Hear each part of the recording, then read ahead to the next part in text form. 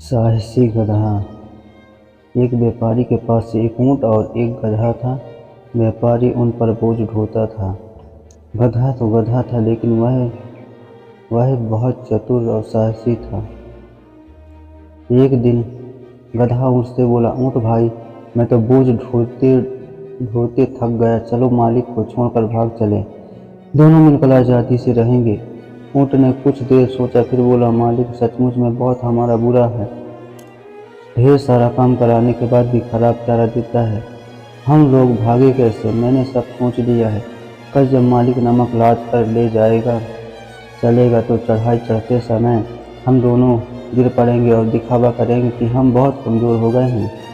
मालिक हमें इतना भी मारे हम टस से मस नहीं होंगे। मालिक जब मदद के लिए किसी को बुलाने जाएगा तो हम लोग भाग जाएंगे।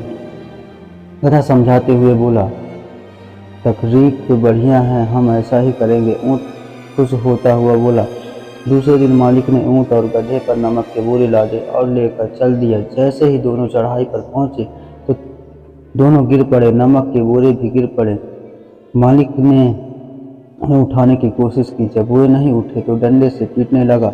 कुछ डंडे पड़े तो ऊँट खड़ा हो गया, लेकिन गधा लेटा ही रहा। तो मालिक ने समझा कि गधा मरने वाला है। उसने सारा नमक ऊँट की पीठ पर लाद दिया। मालिक गधे को छोड़कर चला गया। गधा तो कुछ देर पड़ा रहा और फिर उठकर सरपट भागा और भागता ही रहा। भागते भागते गधा एक जंगल के पास हरे भरे मैदान में जाकर रुका। गधे को मैदान पसंद आया। पास ही नदी बह रही थी। उसने सोच लिया कि वह यहीं रहेगा।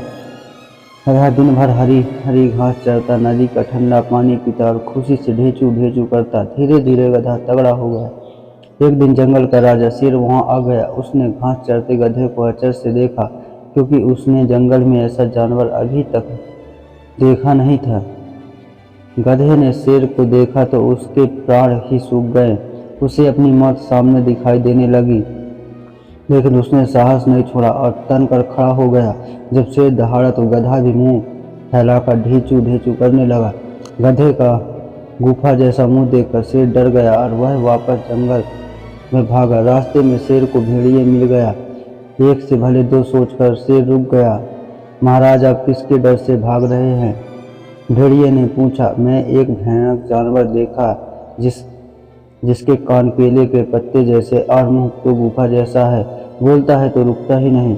शेर ने बताया। भेड़िए बकरियां चुराने जब गांव में जाता था तो उसने गधे को देखा था। वह समझ गया शेर जिससे भयभीत है वह गधा ही है, वह जानवर गधा है। कल हम उसे कमंड में बांध लेंगे, भेड़िए बोला।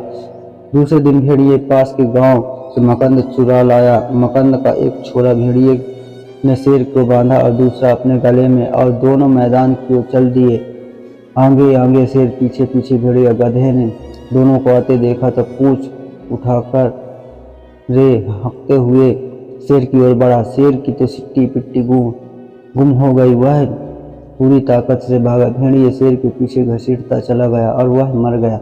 शेर जंगल में जाकर रुका। तभी पेड़ पर बैठी मुटकी चिड़िया ने शेर से भागने का कारण पूछा तो शेर ने बता दिया कि मैदान में एक भयानक जानवर आ गया है। मैं अभी देखती हूँ कौन सा जानवर है।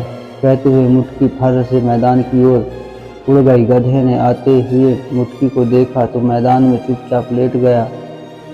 उसे देखकर मुटकी की चिड़िया ने सोचा कि गधा मर गया है। वह उसके ऊपर बैठ गई।